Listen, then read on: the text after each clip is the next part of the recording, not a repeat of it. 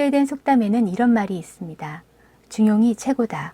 이 말은 적당한 것이 제일 좋다는 의미로 해석할 수 있습니다.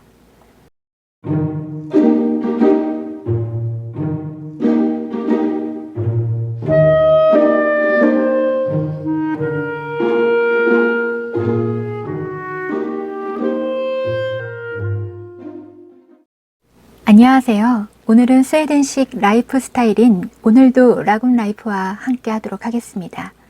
이 책을 쓴 엘리자베스 칼소는 남편과 두 아이, 반려묘와 함께 영국 런던에 살고 있는 스웨덴 사람입니다. 스페인 마드리드와 미국 뉴욕에서도 살았던 경험이 있다고 하는데요. 이따금 정신이 없을 정도로 빡빡한 일상 속에서도 피카타임 같은 간단하면서도 라군스러운 기쁨들로 삶의 균형을 유지하려고 노력 중에 있다고 합니다. 그렇다면 라곰, 무슨 뜻일까요? 오늘 이 시간에는 라곰의 뜻에 대해서 알아보는 시간을 갖도록 하겠습니다. 라곰은 철저히 스칸디나비아식 개념으로 세상 사람들이 관심을 가지는 범위 내에서 너무 많지도 너무 적지도 않게 딱 적당한 만큼만 이라는 뜻입니다. 그러나 불충분하다든가 검소하게 살라는 의미는 아닙니다.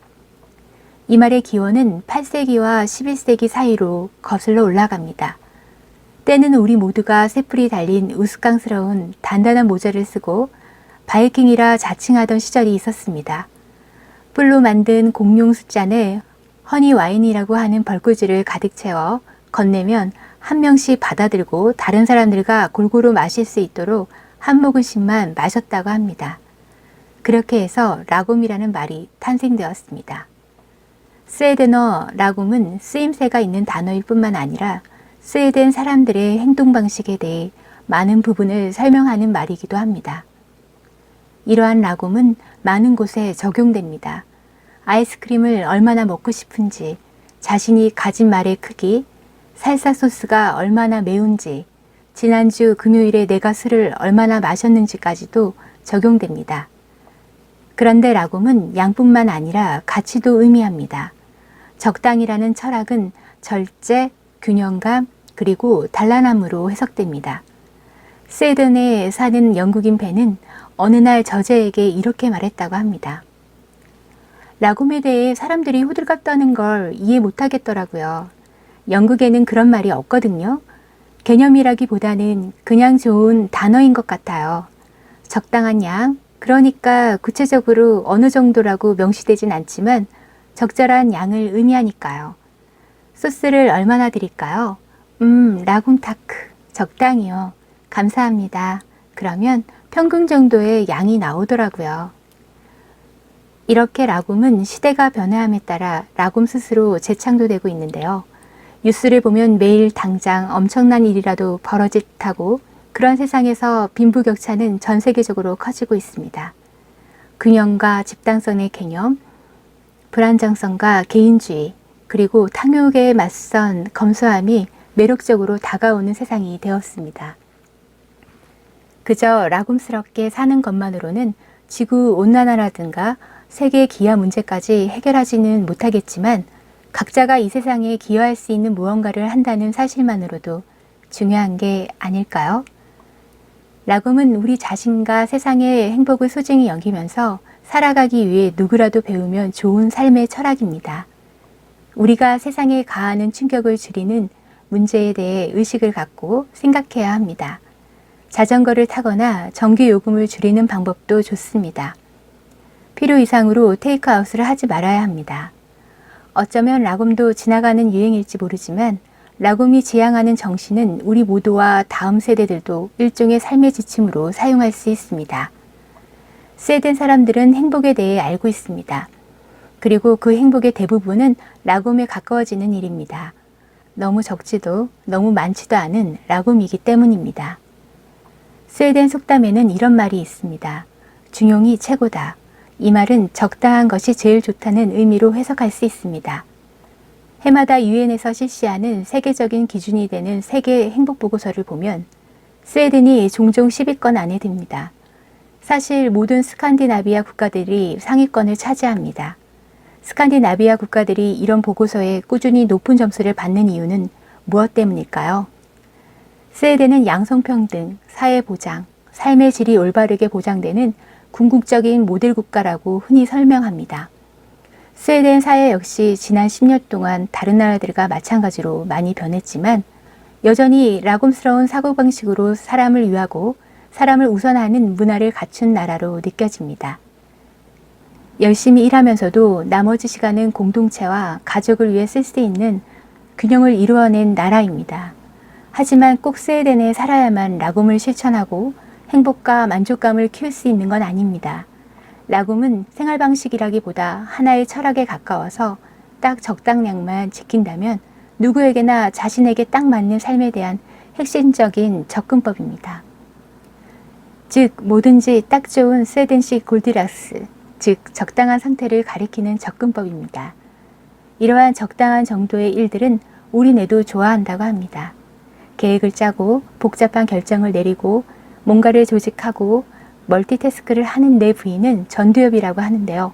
전두엽도 골디락스 방식을 따릅니다. 무슨 일이든 적당해야 최적의 기능을 할 수 있습니다. 예일대학교에서 신경생물학과 심리학을 가리키는 에이미 아르스텐 교수는 골디락스 비교법을 만들어서 업무가 너무 적거나 스트레스가 너무 심해도 마찬가지로 효과가 없을 수 있으니 최고의 결과를 끌어내려면 균형을 잘 잡아야 한다고 설명하고 있습니다.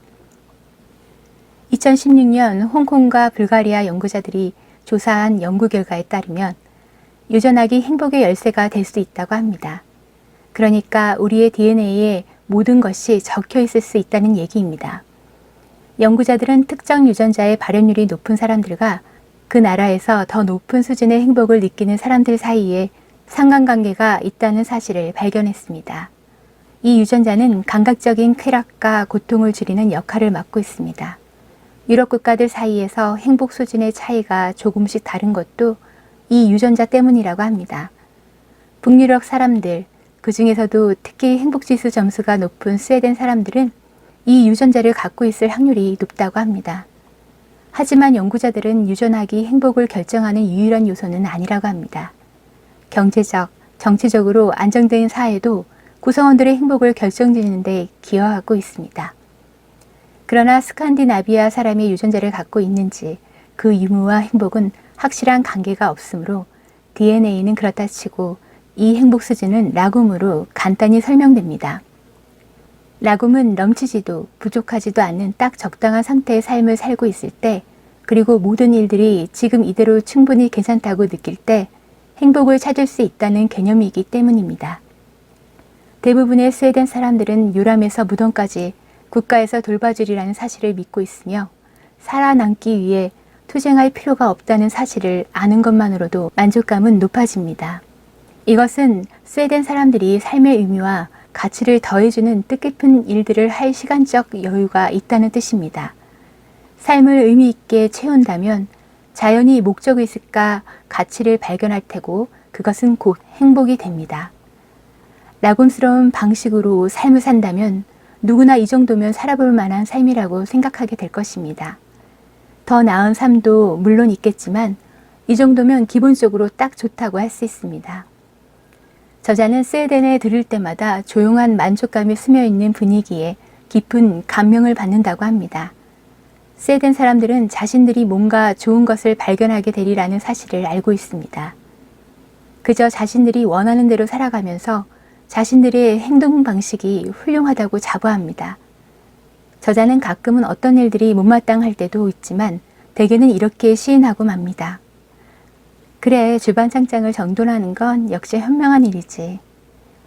우리가 제대로 살고 있다는 사실을 아는 건 꽤나 위안이 되는 일입니다. 이렇듯 라굼스럽게 산다면 만족감은 분명히 따라오게 됩니다. 반면에 행복을 얻기 위해 고군분투하는 일은 비생산적일 수 있습니다.